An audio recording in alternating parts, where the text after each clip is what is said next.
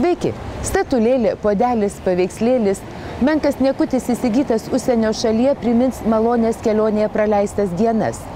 Tačiau ne visuomet ir ne kiekvienas užsienio šalyje įsigytas daiktas džiugina.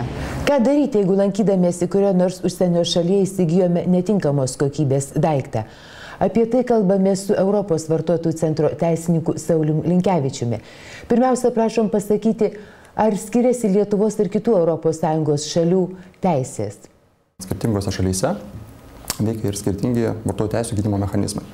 Tačiau tiek Lietuvoje, tiek ir kitose šalyse yra plačiai pripažįstamos pagrindinės vartotojų teisės, tokios kaip teisė savo nuožiūrą įsigyti ir naudoti prekes paslaugas, taip pat teisė įsigyti tik saugius produktus ar paslaugas, taip pat teisė į teisingą ir visapusišką informaciją, ir žinoma teisė į vartotojų teisių kreipimas į vartotojų teisės ginančias institucijas. Lietuvoje, kaip ir kitose keliose ES šalyse, tokiose kaip Portugalija, taip pat Graikija ir Slovenija, vartotojas turi teisę rinktis arba pakeisti netinkamos kokybės prekę tinkamos kokybės prekę, arba reikalauti sutaisyti netinkamos kokybės prekę, taip pat sumažinti prekės kainą, arba kraštiniu atveju tiesiog nutraukti sutartį su pardavėju ir susigrąžinti sumokėtus pinigus. Kalbant apie kitas ES šalis, tose šalyse tiesiog vartotojas iš karto neturėtų teisės reikalauti nutraukti sutartį ir sugrąžinti pinigus, jei, sakykime, minėti reikalavimai, jie tiesiog negalėtų būti įvykdyti. Taigi, ką turime daryti, jeigu pastebėjome, kad užsienyje įsigijome netinkamos kokybės, mums netinkantį daiktą? Jeigu, sakykime, prekės defektas išaiškėja dar būnant svečioje šalyje, tai, sakykime, vartotojui netgi yra palankiau, kadangi kuo anksčiau kreipsis vartotojas į pardavėją ir informuos apie susidariusią problemą, tuo, sakykime, efektyviau ir tiesiog operatyviau ta problema gali būti išspręsta. Jeigu, sakykime, pardavėjas neatsižvelgia į vartotojų interesus, atsisako bendrauti, kaip iš praktikos dažnai įvyksta, tiesiog vartotojui siūlytume kreiptis į pardavėją raštu, pateikti rašytinę pretenziją. Pretenzijoje reikėtų išdėstyti tiesiog visas faktinės aplinkybės, dėl ko yra skundžiamasi ir, žinoma, nurodyti vieną iš reikalavimų. Nesulaukus iš pardavėjo atsakymo per protingą terminą, tai, sakykime, protingas terminas kažkur tai yra apie 10 dienų. Tokiu atveju jau vartotojui siūlytume kreiptis į vartotojų teisės ginančią instituciją. Sakykime, jeigu kitoje šalyje vartotojas, tai tikrai derėtų kreiptis į kitos šalies Europos vartotojų centrą. Jeigu vartotojas jau grįžta į Lietuvą ir Lietuvoje iškyla ta problema, derėtų vėlgi kreiptis į šiuo atveju Europos vartotojų centrą Lietuvoje.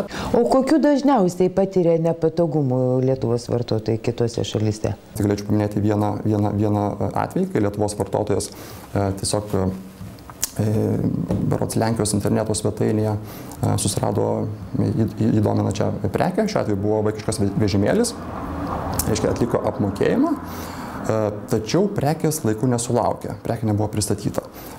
Vartotojas kreipėsi į pardavėją, tiesiog informavo raštu apie susidariusią problemą. Deja, atsakymo iš pardavėjo nesulaukė. Tokiu atveju vartotojas operatyviai kreipėsi į mus.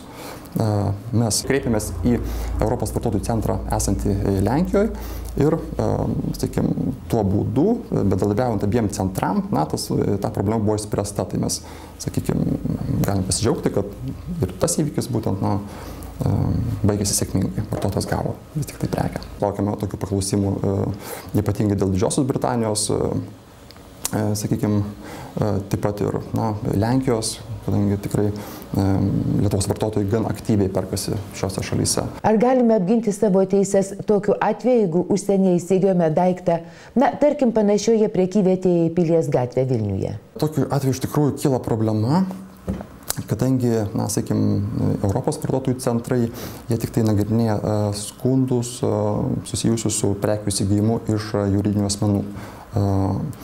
Kas liečia prekių įsigijimus iš fizinių asmenų, dėja, tai jau, sakykime, vienaip ar kitaip vartotojas pats turi, sakykim, prisimti atsakomybę. Jisai turi prieš įsigydamas prekę, tiesiog įvertinti tą visą rizikos atvejį, ir tiesiog priimti tinkamą sprendimą. Ir tai nesvarbu, kad ta, sakykime, prekyvietė yra oficiali ir tas pardavėjas turi atitinkamus dokumentus, kad jis turi teisę pardavinėti. Matot, jeigu pardavėjas yra įsisteigęs, sakykime, oficialiai, tokiu atveju jau, kaip ir būtų, sakykime, galimybė, tam vartotojui pagelbėti. Tačiau jeigu, sakykime, tiesiog vartotojai dažnai įsigyja tiesiog prekes iš pavienių asmenų, kurie, sakykime, tą veiklą nesiverčia, tokiu atveju, arba rekomenduotume kreiptis į policijos instituciją. Teisėsaugos institucijas, tai yra policija. Apie tai, ką daryti ir kur kreiptis pagalbos, jeigu lankydamėsi kurioje nors ES šalyje įsigijome netinkamos kokybės daiktą, kalbėjome su Europos vartotojų centro teisininku Saulium Linkevičium. O jums, mėly žiūrovai, primenu, kad klausimų laidai specialistai pataria laukiame adresu redakcija@5ci.lt.